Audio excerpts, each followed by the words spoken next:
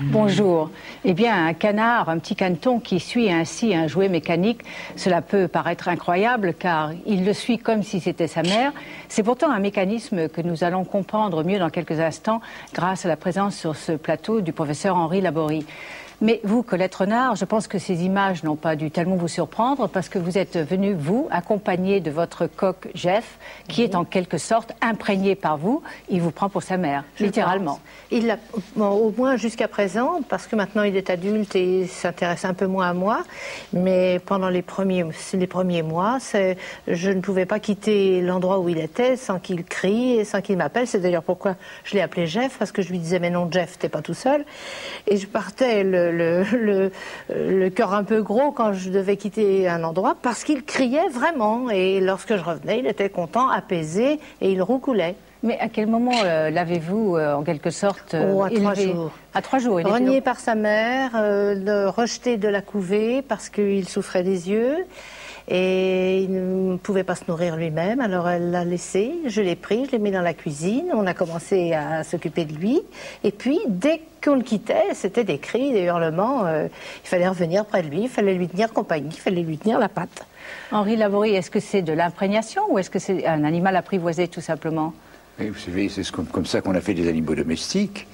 Avec des loups, on a fait des chiens.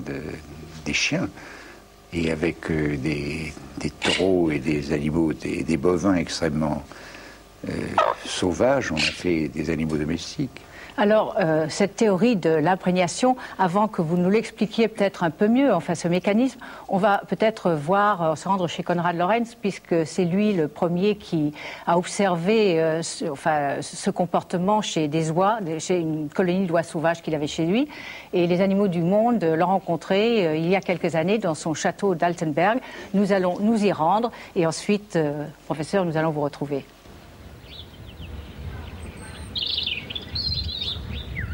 Je crois que dans l'être humain, l'imprégnation sur un paysage est le cas le plus net, le plus convaincant d'imprégnation dans l'homme. Et je suis très heureux de revenir à mon endroit de naissance pour mes dernières années. Et j'y suis très heureux. Donc voilà tous les 6. Prix Nobel de médecine en 1973, chercheur célèbre mais controversé, Konrad Lorenz est avant tout formidablement amoureux du monde animal. Et s'il dit avec humour qu'il est un paysan scientifique paresseux, il n'en a pas moins consacré plus de 40 années de sa vie à l'étude des oies sauvages pour finir par étendre ses conclusions à l'homme. Pour lui, ce qui est inné l'emporte sur ce qui est acquis et les inégalités naturelles ne peuvent être corrigées au-delà de certaines limites. Et par exemple, lorsque les poussins sont élevés sous la garde de l'homme, depuis le stade de l'œuf, ils reportent sur le soigneur humain l'attachement qu'ils ont normalement pour leurs parents sans que pour cela leurs instincts soient altérés. C'est ce phénomène qu'il a baptisé l'imprégnation.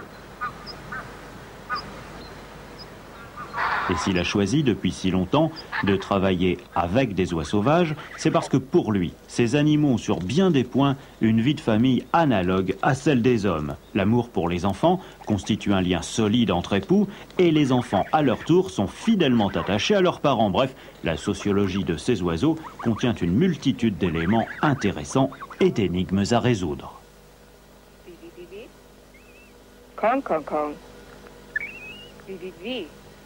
Le premier contact, évidemment, s'établit juste avant l'éclosion.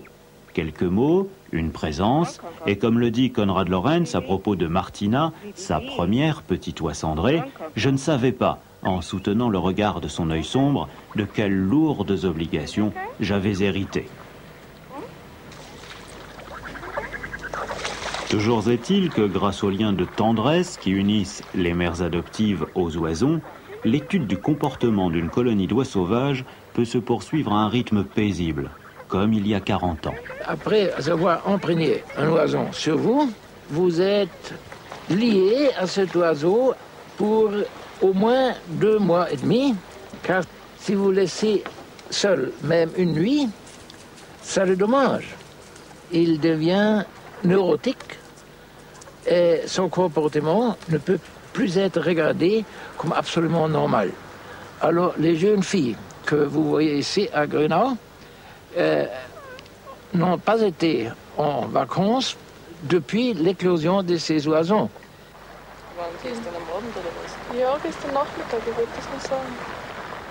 Heureuse science qui consiste à nager et à se promener dans les prairies en compagnie d'animaux qu'il ne faut surtout pas bousculer. Ce qui, évidemment, n'exclut pas la rigueur dans la recherche. En écoutant et en enregistrant leur conversation, on progresse dans la connaissance des liens entre frères et sœurs d'une même couvée. Et si les sons qu'ils émettent n'ont rien de comparable à notre langage parlé et sont uniquement des manifestations d'humeur,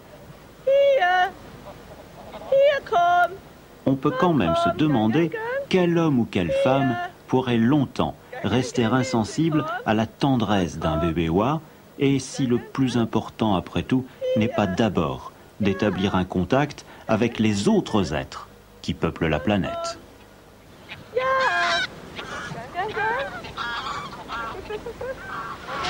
Aujourd'hui, Konrad Lorenz est un monsieur très âgé, mais il poursuit toujours ses recherches dans son château d'Altenberg. Alors, professeur Laborie, vous avez toujours, je crois, en tant que biologiste, essayé de jeter un pont entre la biologie structurale et les sciences humaines, ou le comportement humain, j'allais dire. Et donc, l'empreinte dont vient de parler Konrad Lorenz, j'aimerais savoir d'abord comment on peut l'expliquer d'un point de vue biologique. En fait, est-ce que notre cerveau est complètement formé à la naissance? Je voudrais dire 2 mots d'ailleurs de ce qui a été dit. On a dit que pour Konrad Lorenz, l'inné était plus important que l'acquis. Il nous montre que l'acquis est plus important que l'inné. C'est une discussion qui n'a pas d'intérêt ici. Mais ces oies, je disais tout à l'heure par exemple qu'on n'aurait pas eu d'animaux domestiques sans... On n'avait pas été gentil, on n'avait pas appris à des animaux sauvages à vivre en compagnie avec l'homme. Donc l'acquis, dans ce cas-là, est tout de même plus important que l'inné. Il n'y a pas de bêtes méchantes. Quand on leur fournit de quoi manger et de vivre agréablement, elles deviennent extrêmement gentilles. Alors l'empreinte, ce que nous appelons l'empreinte, ce que vous appelez un printing, il y a des mots différents, vient du fait que quand un animal naît, son cerveau est ce que nous appelons immature. C'est-à-dire qu'il a sa collection de neurones, mais il ne fera qu'en perdre à partir de ce moment-là, mais ces neurones ne sont pas en contact entre eux, par ce qu'on appelle des synapses, c'est-à-dire des contacts entre neurones. Ils n'ont pas de contact entre eux, et ces contacts vont apparaître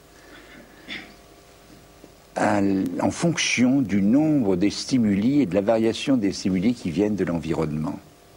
Donc on va construire son cerveau avec l'environnement qui va pénétrer dans notre système nerveux et qui va coder par la mémoire des neurones. Et les relations entre un certain nombre, d'autre part, disparaîtront parce qu'ils ne sont pas utilisés.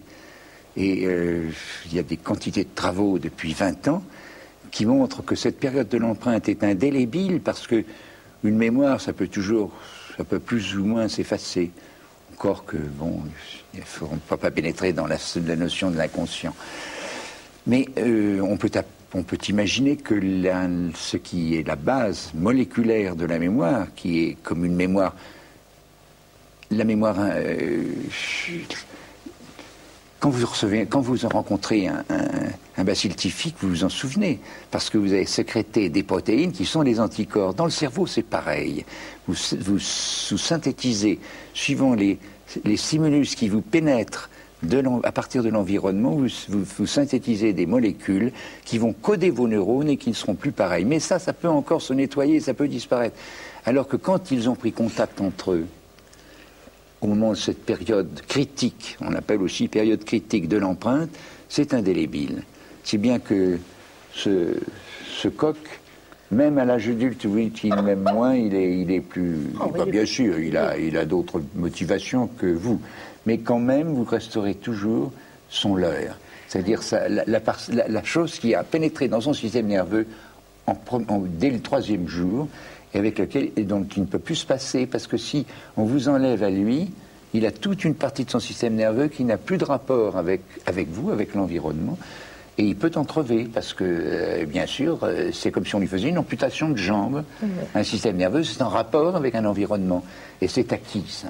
Alors, on peut comprendre éventuellement qu'un coq adopte Colette Renard, mais je vous propose maintenant de regarder les images qui vont venir et qui vont beaucoup plus loin que ce qu'a observé Konrad Lorenz. Ce sont des expériences, toujours sur les petits canards, faites par les Japonais. Et vous allez regarder et voir, c'est tout de même un peu surprenant et peut-être ça fait même un peu peur.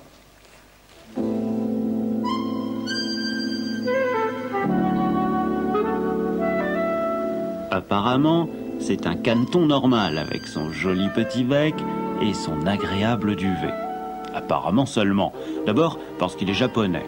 Ensuite parce que sa maman est un incubateur, tout ce qu'il y a de plus électrique. Bref, tout cela est une expérience rigoureuse mise en place pour comprendre les mécanismes de l'imprégnation. On met le caneton, âgé de 12 heures, dans un caisson vert, une sorte de table de billard. Autour de lui, rien. Le désert, une incommensurable solitude.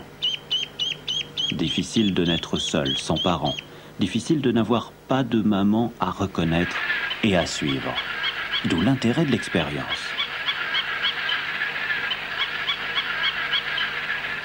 Ceci est un chien mécanique, rien à voir avec une canne. Et pourtant, regardez bien.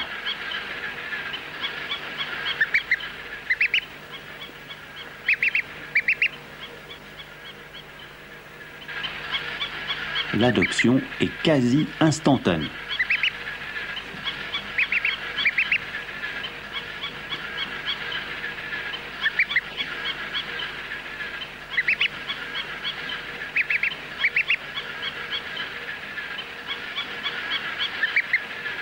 Je t'aime, moi non plus.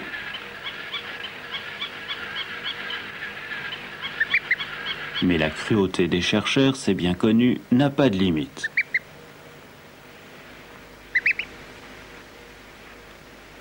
L'angoisse du caneton non plus, d'ailleurs.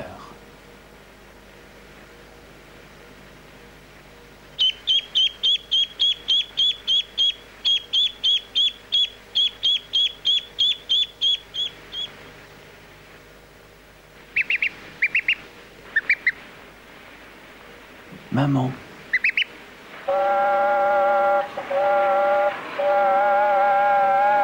Deuxième expérience. Deuxième canard. Décidément, c'est certainement parce que l'amour est aveugle qu'on prend toujours un train pour quelque part. Mais si le canard est toujours derrière, c'est peut-être aussi qu'il l'a entendu siffler 3 fois ou davantage. Alors, on change de caneton et on recommence en silence.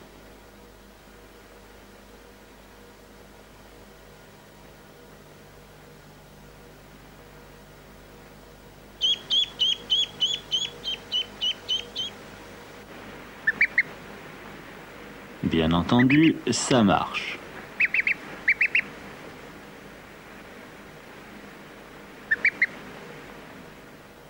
Et on va plus loin, on passe au vivant.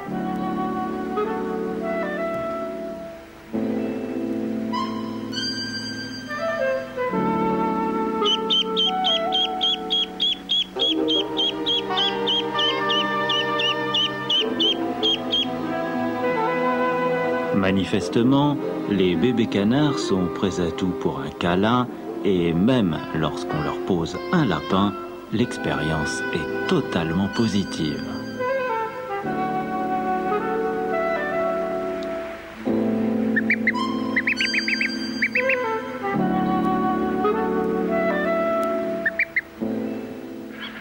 Problème, et si on prenait des canards plus âgés, de 30 heures par exemple? Même condition d'expérience, mais cette fois-ci, c'est l'échec. En fait, l'imprégnation fonctionne bien lorsqu'ils ont entre 12 et 16 heures, plus du tout à partir de 30. Dernière question, la mémoire de l'imprégnation. On marque chaque canard et chaque objet maternel avec un élégant ruban de couleur, identique.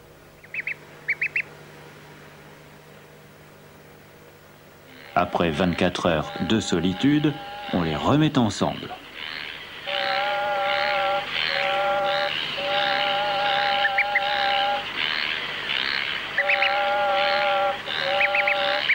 Ça ne rate pas non plus, à chacun sa mère.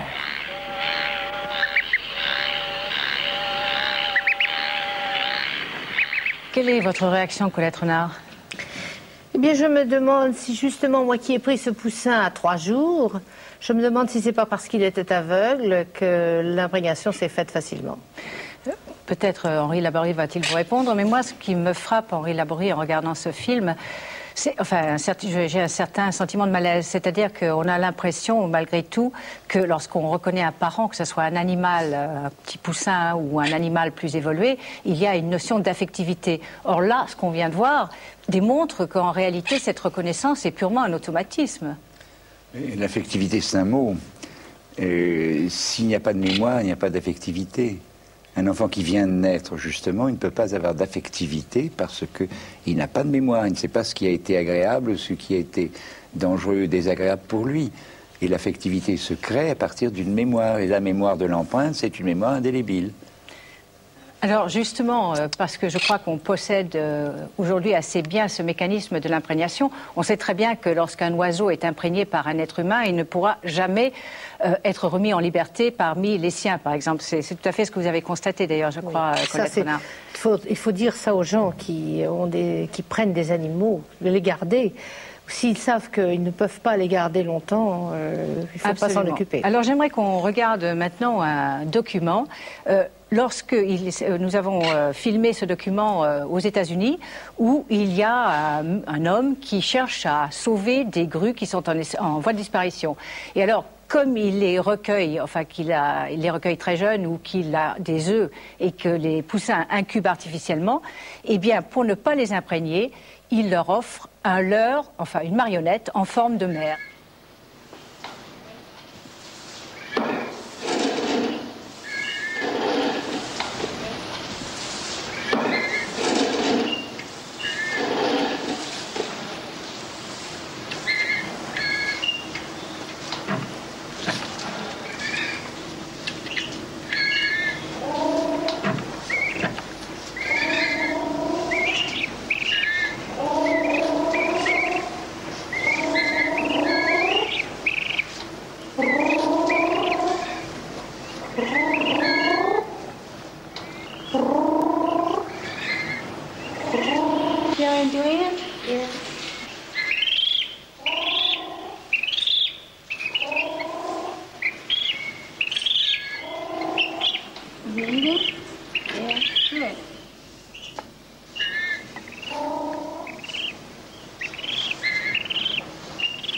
Eh bien voilà, j'aimerais vous poser également une question. Est-ce que cette notion d'empreinte qu'on accepte volontiers chez les canards, est-ce qu'on peut l'étendre à des espèces plus évoluées, les primates par exemple, et l'homme? Mais bien sûr, le singe, on a refait la même chose avec des mères de singes ou de fausses mères de singes, etc.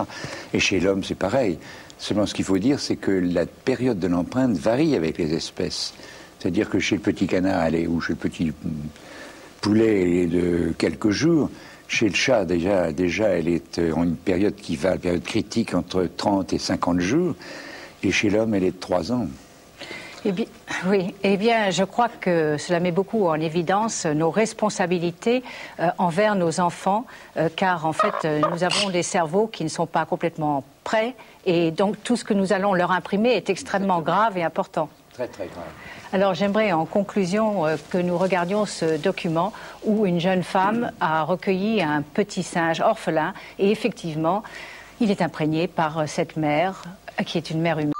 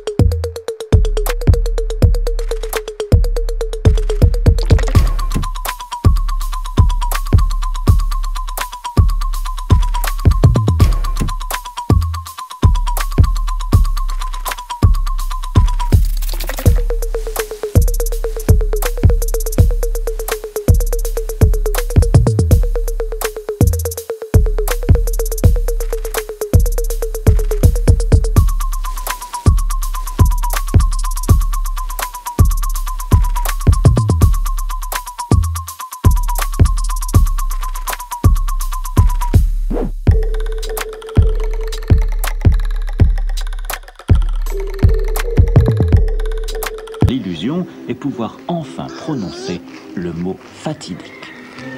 Voilà, un beau bébé. Gentil.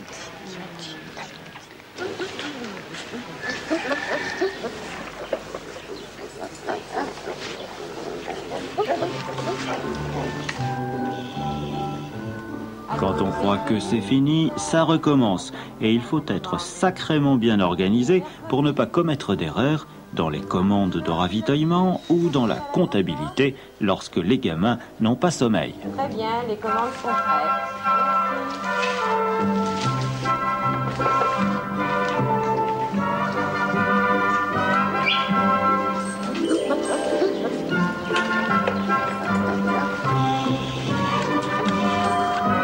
Allô, Brazzavien? Est-ce que mes commandes sont prêtes? Ah, il faut aussi être bien assuré. Mais on peut faire confiance à Yvette. Dès qu'ils seront en âge de passer le permis, elle leur prêtera certainement sa voiture. C'est une histoire qui finit pas tout à fait bien non plus, puisque ces animaux sont tellement imprégnés, là, une fois de plus, que Yvette Leroy cherche toujours un centre où pouvoir les mettre quand ils deviendront trop grands pour qu'elle puisse les garder. Et c'est très difficile de les remettre ailleurs, ensuite avec d'autres animaux en quelque sorte. Alors Henri Laborie, moi en regardant toutes ces séquences de films et après cette émission, moi je suis quelque part un peu pessimiste. Je me dis après tout nous ne sommes que mécanisme, automatisme, c'est pas très gai. Moi je trouve que c'est au contraire, on peut être très optimiste. Il suffirait qu'on apprenne autre chose dans cette période de l'empreinte que ce qu'on nous apprend pour être différent. Et On ne peut pas, quand on a vu un film comme ça, quand on voit tout ce qui a pu être fait, parce que c'est très superficiel, ça. Bien sûr. Hein, et on ne peut pas concevoir la responsabilité d'un individu tel qu'elle est conçue actuellement. L'homme a la possibilité d'imaginer le moyen de s'en sortir, de son empreinte, de sa mémoire, de tous ces automatismes, mais on ne lui laisse pas l'autorisation de le faire. On l'enferme dans un règlement de manœuvre. Il y a le bien, le mal, le beau, le laid, etc. Or, je pense que l'apprentissage d'une certaine relativité, en montrant des films comme ceux-là, permettrait peut-être d'avoir plus de tolérance vis-à-vis de ce qu'on considère comme intolérable. Eh bien, je vous remercie d'avoir quitté momentanément votre laboratoire de recherche à l'hôpital Boucicaut pour venir ici sur ce plateau pour aborder un sujet qui est grave. On n'a pu l'aborder que très brièvement, malheureusement. Colette Renard, je pense que vous avez des projets soit de comédie musicale, soit peut-être de sur un disques. disque en ce moment. Vous travaillez sur un disque. Oui. Vous allez entre-temps revenir chez vous, dans votre maison à la campagne avec Jeff? Ah oui, bien sûr, on attend que ça. Vous savez, c'est pas son heure du tout. Et je signale que le professeur Laborie va publier dans quelques jours un livre aux éditions Grasset, La vie antérieure, je crois. Oui. Et merci d'être venu. Et à la semaine prochaine avec un rendez-vous avec un très drôle de petit oiseau.